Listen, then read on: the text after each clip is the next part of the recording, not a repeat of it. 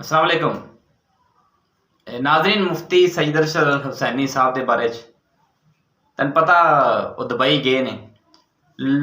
कुत्ते इन्ना भौंक रहे ने, इन्ने बकवास कर रहे हैं लोग।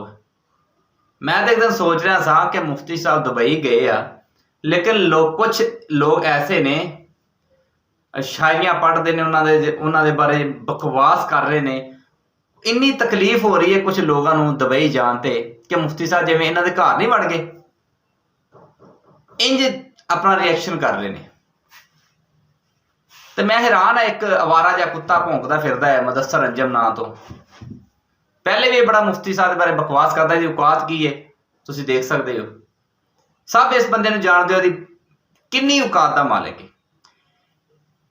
हुण मैं जिहड़ा वजाहत करना चाहना, जिहड़ा मैं तुहाडे अगे अपील करना चाहना कि असीं इस बंदे नूं की समझीए, ये फर्दन लगा होया है या इहदे पिछे कोई इहदा प्यो होया होवे जिहनूं समझाउण वाला। मैनू याद है एक दफा इस बंदे ने कॉल की, कॉल इहदी लीक भी की। इहने कहा सी मैं मेरे मगर फरूकी साहब बाबा जी का नाम लिया, लुधियानवी साहब का। लुधियानवी साहब का खास मेरे साथ हाथ है, मेरी सारी शहरी मुफ्ती के नाम पे है। तो उनके मसरूर नवाज के ऊपर भी मैंने अभी तक कोई नज़म बनाई नहीं है, लेकिन लिख के रखी हुई है। मेरी बात सुने, किसी को कोई मसरूर साहब की इतना पावर नहीं है जितना लुधियानवी फरूकी की मुआविया की पावर है। ये आपको पता है? आप मुआविया को कॉल करके पूछे मुफ्ती सईद अरशद को जानते हो, वो बोलेगा मैं जानता भी नहीं हूँ कौन है। कि मैं उस जमात का रुकन हाँ, वाकया का रुकन भी मौजूद है इस टाइम मालूमात जी उस जमात का रुकन है। तो लेकिन एक रुकन एक जिम्मेदार हो के इस तरह की बकवास करे, इतनी जातियात गिर जाए, मैं तो हैरान है। रोकने वाला कोई नहीं। मैं ये वड्डियां इहदा कोई प्यो अगर है ना, मुदस्सर अंजम अगर कोई प्यो है वा, मैं वो अगे अपील करदा हूँ, समझाना कि इस कुत्ते नूं लपटा पाओ, इनू लगाम पाओ। फिर असीं समझांगे कि तुसीं इहदे नाल नहीं, तुसीं इहदे इस अमल दे अंदर शामिल नहीं। अगर तुसीं इनू नहीं रोकोगे, ये भौंकदा जाएगा।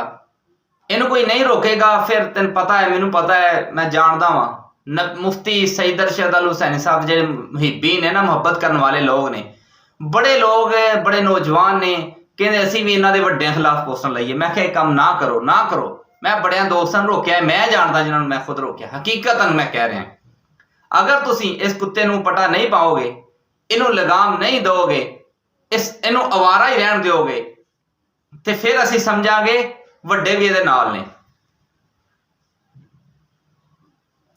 अगर तुसीं इहनूं रोक लोगे या नहीं रोक सकते, तुहाडे हत्थों निकलिया इन्ना आवारा परले दर्जे का आवारा कुत्ता है। इन्हें सोचा भौंकना ही पौना मुफ्ती साहब ते, सहाबा दे गुलाम ते, कस दे हक नवाज ते, अमीर अजीमत ते, हकीकी जानशीन ते अगर भौंकना ही भौंकना इन्हें, फिर तुसीं इस तो कम बरात का इजहार कर लियो। अगर तुसीं इहनूं रोकोगे नहीं या बरात का इजहार नहीं करते, वडेरे हो, ਇਹਦੇ ਵੱਡੇ ਸੁਣਨ ਵਾਲਿਓ, और नाल खड़े होने वालिਓ, ਇਹਦੇ ਪਿਓ ਜਿਹੜਾ ਵੀ ਇਹਦਾ ਪਿਓ ਵਾ, ਕੋਈ ਜਿਆਦਾ ਕੋਈ ਵੱਡਾ ਹੈਗਾ ਵਾ, ਇਹਦਾ ਖਸਮ ਹੈ ਕੋਈ, ਇਹਦੀ ਮਾਂ ਦਾ ਕੋਈ, ਉਹਨੂੰ ਰੋਕੇ, ਇਹਨੂੰ ਸਮਝਾਏ। अगर नहीं समझाएगा फिर असीं कल नूं ਇਹ ना ਕਿਉ कि सोशल मीडिया ਤੇ ਵੱਡਿਆਂ ਦੀਆਂ ਗੁਸਤਾਖੀਆਂ हो रही ने, लोग बदतमीजियां कर रहे हैं। ये बदतमीजी की फजा शुरू कर कौन रहा है? मुफ्ती साहब ने नहीं की, उन्होंने हो रही है, वो तो जवाब भी नहीं दे रहे। इस वास्ते इस कुत्ते नूं पटा डालो, इनू लगाम पाओ। मैं तुहानूं यही समझावांगा, यही बेहतरी होएगी।